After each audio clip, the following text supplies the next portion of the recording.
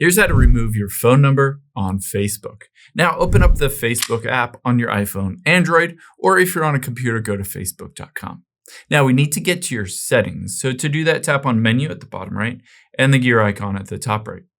Now that we're in your settings, the next key thing is that you can either remove your old phone number and not have any phone number, or you can always just change it to a new one. Keep in mind, if you do want to remove your old phone number, then you need an email address on your account to be able to get the verification code, to activate it, all of that stuff.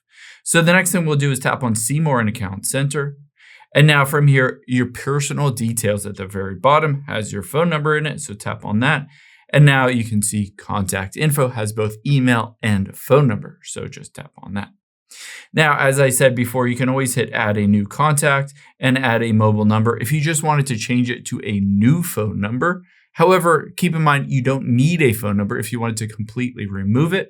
You can always just exit out of here and then tap on contact info, tap on that phone number, and now just tap delete number. Keep in mind on here, it does say that it will disable the two-factor authentication. So you might need to turn that off first before you go into Facebook or Instagram or anything like that and hit delete from Facebook. It says basically you need to turn that off and then you can delete that phone number.